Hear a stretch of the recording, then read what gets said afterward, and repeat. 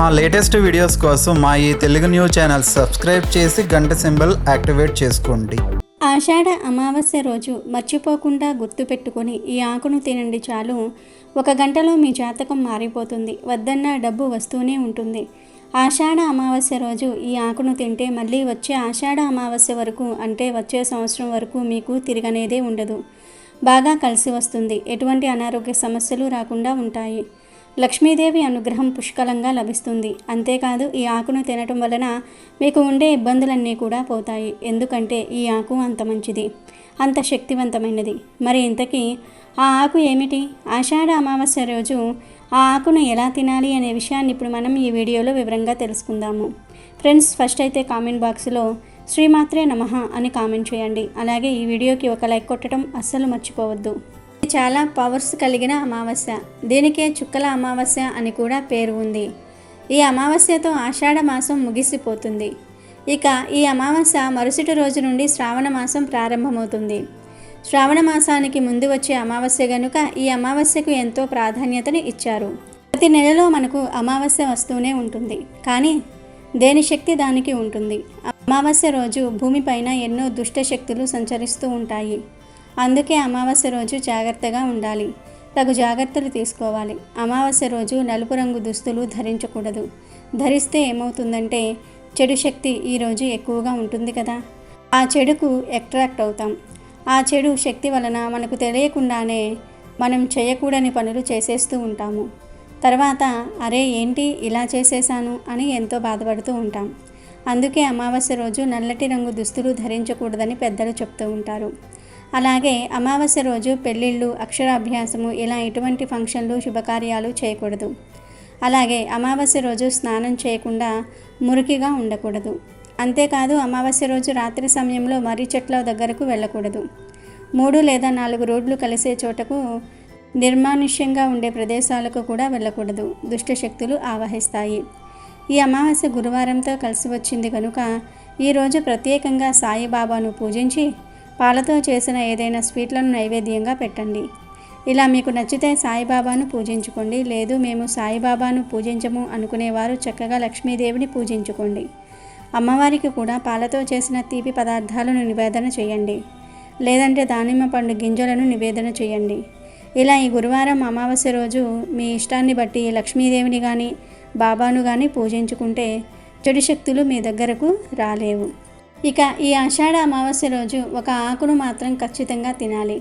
అలా తింటే మళ్ళీ వచ్చే సంవత్సరం ఆషాఢ అమావాస్య వరకు మీకు ఎలాంటి అనారోగ్య సమస్యలు రాకుండా ఉంటాయి. మీరు దృఢంగా ఆరోగ్యంగా ఉంటారు.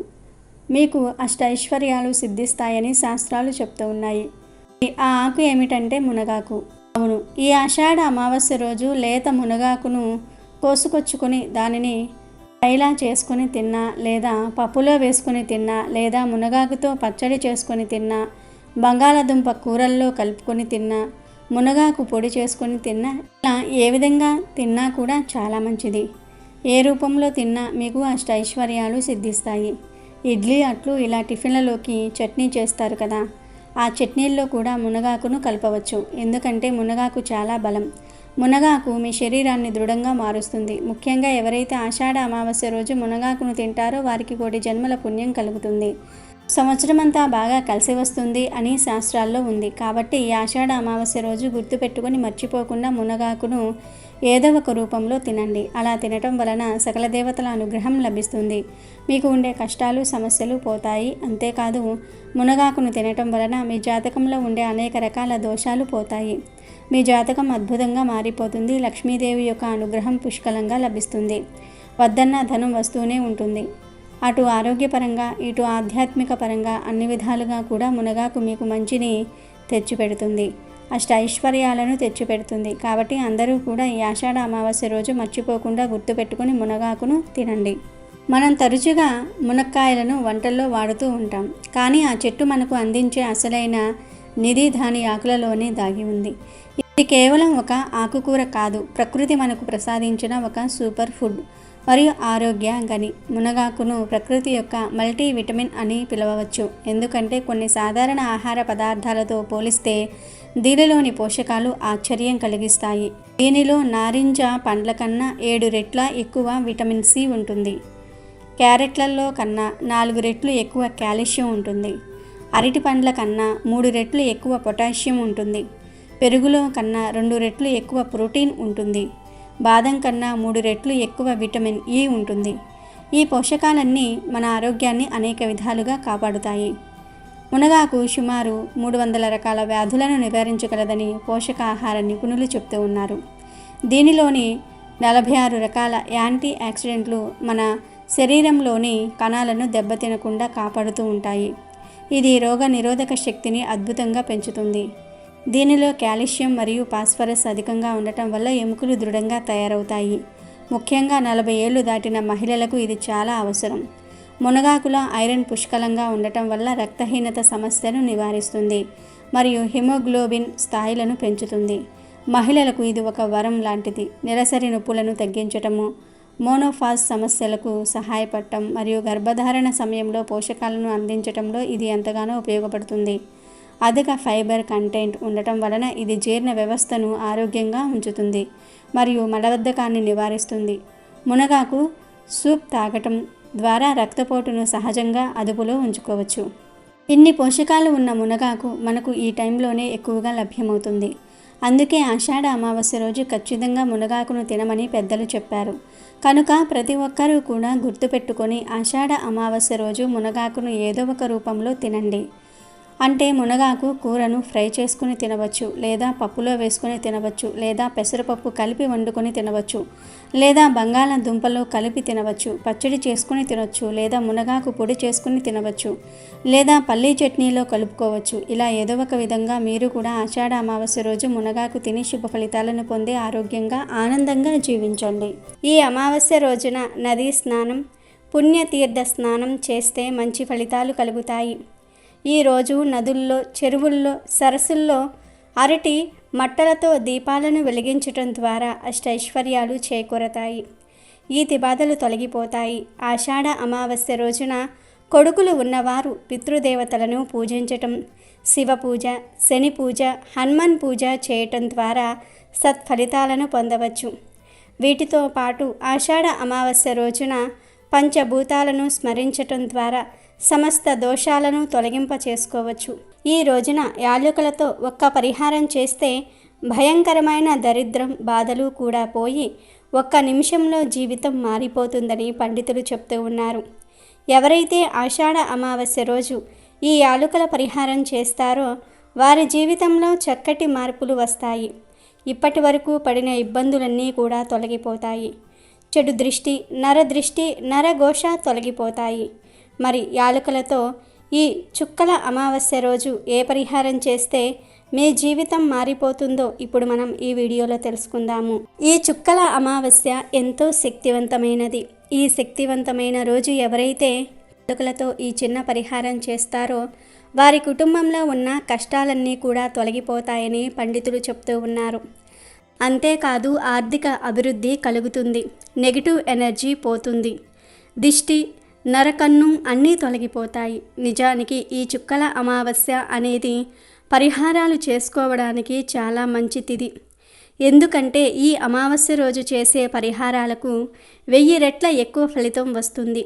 ముఖ్యంగా ఇంట్లోని చెడునంతా కూడా తొలగించుకోవడానికి, భయంకరమైన దిష్టి, దరిద్ర బాధలను తొలగించుకోవడానికి ఈరోజు పరిహారాలు చేసుకుంటే చక్కగా ఫలిస్తాయి. ఇక యాలకులకు చాలా శక్తి ఉంటుంది. యాలకులు సువాసనను వెదజల్లటంతో పాటు ఆకర్షణ శక్తిని కలిగి ఉంటాయి. యాలకులతో ధన ఆకర్షణ చక్కగా సిద్ధిస్తుంది. యాలకులకు ఉన్న ప్రత్యేక గుణం ఏమిటంటే మీరు యాలకులను 1 అయినా తిన్నారంటే చాలు ఆ సువాసన ఇతరుల్ని మీ వైపు ఆకర్షింపచేస్తుంది. యాలకుల వలన ఇలా ఎన్నో రకాల ఉపయోగాలు ఉన్నాయి. ఆరోగ్యపరంగా, ఆధ్యాత్మిక పరంగా యాలకులకు చాలా ప్రాముఖ్యత ఉన్నది. అమావాస్య రోజు చీకటి పడిన తరువాత యాలకులతో ఈ చిన్న పరిహారం చేయటం వలన దరిద్ర బాధలు, మీ ఒంట్లో ఉన్న నెగిటివ్ ఎనర్జీ, నరఘోష, నరదృష్టి అన్నీ కూడా పోతాయి. మరి ఏం చెయ్యాలి అంటే ఈ చుక్కల అమావాస్య రోజు చక్కగా చీకటి పడిన తరువాత అంటే 6 నుండి 12 గంటల లోపు ఒక 5 యాలకులను తీసుకోండి. ఈ యాలుకలను మీ చేతిలో పట్టుకుని మీ ఇంట్లో పూజ గదిలోనికి వెళ్ళి ఇష్టదైవం ఫోటో ముందు పెట్టండి. ఒక్కసారి మీ ఇష్టదైవానికి మీ కోరికను చెప్పుకోండి. స్వామి, నేను దరిద్ర బాధల వలన ఇబ్బందులు పడుతూ ఉన్నాను. భయంకరమైన దృష్టి దోషాల వలన భయపడుతూ ఉన్నాను. ఆ బాధలన్నీ తొలగిపోవడానికి ఈ పరిహారం చేస్తూ ఉన్నాను.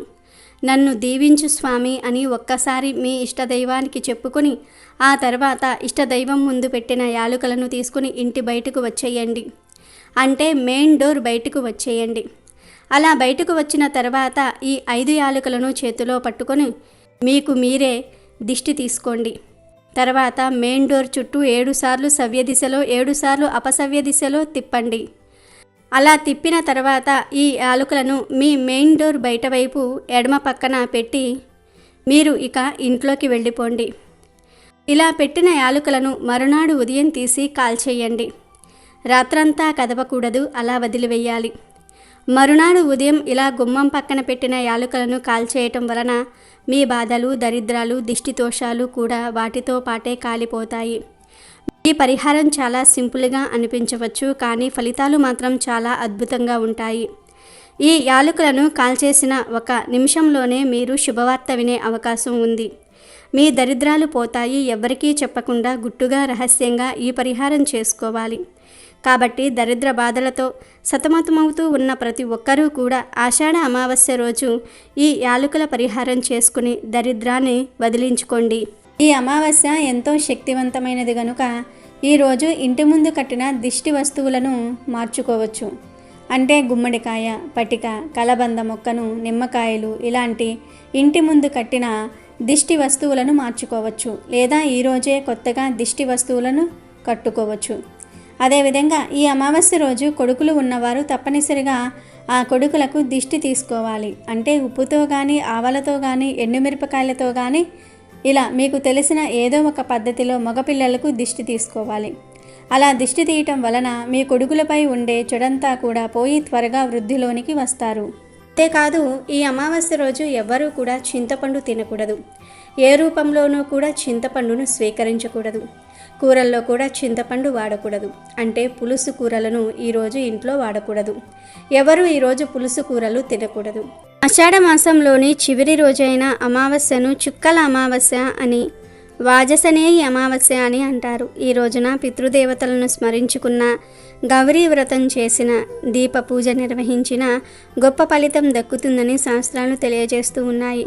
పంచాంగం ప్రకారం జనవరిలో వచ్చే మకర సంక్రాంతికి ఎంత ప్రాముఖ్యత ఉందో ఆషాఢ మాసం చివరిలో వచ్చే కర్కాటక సంక్రాంతికి కూడా అంతే ప్రాధాన్యత ఉంది.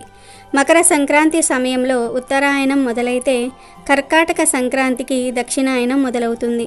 దక్షిణాయన కాలంలో పితృదేవతలు మనకు సమీపంలోనే ఉంటారని శాస్త్రాలు చెప్తూ ఉన్నాయి. అందుకే దక్షిణాయనంలో వచ్చే తొలి అమావాస్య అయినటువంటి ఈ రోజున పితృదేవతలకు ఆహ్వానం పలుకుతూ తర్పణాలను విడిస్తే మంచిదని పెద్దలు సూచించారు. ఆషాఢ అమావాస్య రోజున గౌరీ పూజ చేస్తారు. ఆషాఢ అమావాస్య మరుసటి రోజు నుండి శ్రావణ మాసం మొదలవుతుంది. శ్రావణ మాసం అంటే పెళ్ళిళ్ళు, అనేక శుభకార్య ముహూర్తాలు మొదలయ్యే కాలం. కాబట్టి ఈ శ్రావణంలో అవివాహితులు మంచి పెళ్లి సంబంధం కుదరాలని కోరుకుంటూ మాసానికి ముందు రోజున అనగా ఈ చుక్కల అమావాస్య రోజున కన్నెపిల్లలు గౌరీదేవిని పూజిస్తారు. పసుపు ముద్దను గౌరీదేవిగా భావించి కొలుసుకుంటూ ఉంటారు. బియ్యపు పిండితో చేసిన కుడుములను అమ్మవారికి నైవేద్యంగా సమర్పిస్తారు. ఈరోజు గౌరీ పూజ చేసుకుని అమ్మవారి రక్షా కంకణాన్ని ధరిస్తే అవివాహితులకు త్వరలోనే వివాహం జరుగుతుందని విశ్వాసం. ఈ అమావాస్య రోజున పెళ్లిగాని వారే కాదు, కొత్త కోడళ్లకు కూడా చుక్కల అమావాస్య పేరుతో ఒక నోమును నోచుకుంటారు. కొత్త కోడళ్ళు గౌరీ పూజను చేసి సాయం సంధ్య వేళ వరకు నిష్టగా ఉపవాసాన్ని ఆచరిస్తారు. అమ్మవారి ముందు 100 చుక్కలు పెట్టి వాటి మీద 100 దారపు పోగులను పెడతారు. ఆ దారపు పోగులను ఒక దండగా అల్లుకుని మర్నాటి వరకు ధరిస్తారు. స్తోమత ఉన్నవారు నోము సందర్భంగా బంగారపు చుక్కలను కూడా పూర్వకాలంలో దానం చేసేవారు. దక్షిణాయనం ఖగోళానికి సంబంధించిన పండుగ కాబట్టి ఆకాశంలో చుక్కలను సూచిస్తూ ఈ నోము ఆచారంగా మొదలై ఉండవచ్చును అని పెద్దలు అంటున్నారు. తమ మాంగళ్యం కలకాలం క్షేమంగా ఉండాలన్నదే ముత్తైదువుల కోరిక. ఆషాఢ మాసంతో సూర్యుడు దక్షిణాయనానికి మరలుతాడు. రాత్రి వేళలు పెరుగుతాయి. చలి మొదలవుతుంది. చలి, చీకటి అనేవి అజ్ఞానానికి, బద్ధకానికి, అనారోగ్యానికి చిహ్నాలు. వాటిని ప్రారద్రోలి వెలుగుని, వేడిని ఇచ్చేవి దీపాలు. అందుకు సూచనగా ఆషాఢ అమావాస్య రోజు దీప పూజను చేస్తారు. ఇందుకోసం పీటలు లేదా చెక్క పలకలను శుభ్రంగా అలికి వాటి మీద ముగ్గులు వేస్తారు. ఆ పలకల మీద ఇంట్లో ఉన్న దీప స్తంభాలు లేదా కుందులను పెడతారు. ఆ దీపాలను పసుపు, కుంకుమలతో అలంకరించి వెలిగిస్తారు. అలాగే ఈ అమావాస్య రోజు శివుణ్ణి పూజించినా కూడా విశేషమైన ఫలితాలు కలుగుతాయి. అమావాస్య చాలా శక్తివంతమైనది కనుక ఈరోజు కొన్ని పనులు చేయకూడదు. కాదని చేస్తే దరిద్రం పడుతుంది. ఆషాఢ అమావాస్య రోజున పొరపాటున కూడా చీపురు కొనకూడదు. ఈరోజు చీపురు కొంటే లక్ష్మీదేవి కటాక్షం తగ్గిపోతుంది. ఈరోజు వివాహం, గృహప్రవేశము, నామకరణం మొదలైన శుభకార్యాలు చేయటం నిషిద్ధం. ఈ అమావాస్య రోజున స్త్రీలను, వృద్ధులను, పేదవారిని అవమానించకూడదు. వీలైనంత ఎక్కువ మంది నిరుపేదలకు సహాయం చేయాలి. ఈ అమావాస్య రోజు పొరపాటున కూడా సూర్యోదయం తర్వాత నిద్రలేవకూడదు. అంటే సూర్యోదయానికి పూర్వమే నిద్రలేవాలి. ఇలా ఈరోజు చేయకపోతే అది దరిద్రానికి సంకేతమవుతుంది. ఇలా నిద్రలేచి తలస్నానం తప్పకుండా చేయాలి. ఈరోజు తలస్నానం చేయకపోతే దరిద్రం. ఇలా తలస్నానం చేసే సమయంలో షాంపూలు ఏమీ వాడకుండా కేవలం తల మీద నీటిని మాత్రమే పోసుకోవాలి. ఆషాఢ అమావాస్య రోజు షేవింగ్, గడ్డం చేసుకోవటం, గోర్లు కత్తిరించుకోవటం అస్సలు చేయకూడదు. ఇలాంటి పనులు ఎంతో శక్తివంతమైన ఈ అమావాస్య రోజు చేస్తే దరిద్రం చుట్టుకుంటుంది. ఇలాంటి పనుల వల్ల భవిష్యత్తులో ఆర్థిక సమస్యలు ఎదురవుతాయి. పూర్వం అమావాస్య రోజు మధ్యాహ్నం మాత్రమే భోజనం చేసి రాత్రి అల్పాహారం తీసుకునేవారు. ఎందుకంటే అమావాస్య రోజు రాత్రి ఆహారం భుజించటం అనారోగ్యానికి దారితీస్తుంది. ఇక ఈరోజు ముఖ్యంగా ఉదయం 5 నుండి 6 గంటల మధ్యలో, సాయంత్రం 5 గంటల నుండి 6 గంటల మధ్య తలకు నూనె పెట్టకూడదు. ఈ అమావాస్య రోజు ఇలా చేస్తే దరిద్రం పడుతుంది. అదేవిధంగా ఈరోజు పొరపాటున కూడా మధ్యాహ్నం నిద్రించకూడదు. దరిద్ర దేవతను ఆహ్వానించినట్లు అవుతుంది అని శాస్త్రాలు చెప్తూ ఉన్నాయి. అమావాస్య రోజున పసిపిల్లలను సాయంత్రం వేళ బయటకు తీసుకురాకూడదు. కాలసర్పదోషం నుండి బయటపడేందుకు అమావాస్య తిథిని ప్రత్యేకంగా పరిగణిస్తారు. ఈ రోజున కాలసర్పదోషం నుంచి బయటపడడానికి వెండితో చేసిన సర్పాలను పూజిస్తారు. దీని తర్వాత వాటిని పవిత్ర నదిలో విసిరివేస్తారు. దీంతో పాటు గాయత్రి మంత్రము, మహామృత్యుంజయ మంత్రం కూడా జపిస్తారు. ఇక ఈ ఆషాఢ అమావాస్య రోజు గోమాతను పూజించటం వల్ల ముక్కోటి దేవతలను పూజించిన ఫలితం లభిస్తుంది. అంతేకాదు ఆషాఢ అమావాస్య రోజు గోమాత కనిపిస్తే, కొన్ని రకాల ఆహారాలను తినిపిస్తే రకరకాల దోషాలు పోతాయి. తరతరాలకు తరగని ఐశ్వర్యం వస్తుందని వేదశాస్త్రాలు చెప్తూ ఉన్నాయి. మరి ఎంతో పవిత్రమైన గోవుకు ఆషాఢ అమావాస్య రోజు ఏం తినిపించాలి అంటే, ఆషాఢ అమావాస్య రోజు పచ్చిగడ్డిని గోవుకు ఆహారంగా పెట్టడం వల్ల సకల ఐశ్వర్యాలు కలుగుతాయి, కష్టాలు పోతాయి. అలాగే ఈరోజు ఉప్పును గోవుకు ఆహారంగా పెడితే ధన సమస్యలు పోతాయి, అప్పులు తీరిపోతాయి, సంపాదన పెరుగుతుంది. అంటే డైరెక్ట్గా ఉప్పును పెట్టకూడదు. అన్నంలో చిటికెడు ఉప్పు కలిపి ఆ అన్నాన్ని గోవుకు ఆహారంగా పెట్టండి. ఇలా పెట్టడం వలన అప్పులు తీరిపోతాయి, సంపాదన పెరుగుతుంది. ఈరోజు గోమాత కనిపిస్తే ఆ గోమాతకు నానబెట్టిన శనగలను తినిపిస్తే ఆధ్యాత్మిక చింతన లభిస్తుంది. సన్మార్గంలో నడవవచ్చు, దైవ చింతన పెరుగుతుంది. మీకు ఎవరైనా శత్రువులు ఉంటే ఈరోజు గోమాతలకు దోసకాయలను పెట్టాల్సి ఉంటుంది. దీంతో శత్రు నివారణ జరుగుతుంది. ఈరోజు గోమాతలకు బెండకాయలను తినిపిస్తే మనోధైర్యం పెరుగుతుంది. ఏ పని చేయడానికైనా కావాల్సినంత ధైర్యం వస్తుంది. బాగా అప్పులు ఉన్నవారు ఆషాఢ అమావాస్య రోజు నానబెట్టిన కందులను గోమాతకు తినిపించాలి. దీంతో రుణ విముక్తి చెందుతారు. పిల్లలు విద్యారంగంలో ఎదగాలంటే వారి తల్లిదండ్రులు ఈరోజు గోమాతలకు నానబెట్టిన పొట్టు పెసరపప్పును తినిపించాల్సి ఉంటుంది. మానసిక ప్రశాంతత కావాలనుకునేవారు ఈరోజు గోమాతకు దొండకాయలు పెట్టాలి.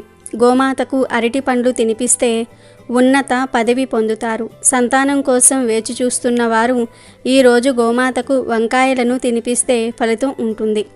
వ్యాపారంలో అభివృద్ధిని కోరుకునేవారు గోమాతకు క్యారెట్లను పెట్టాలి.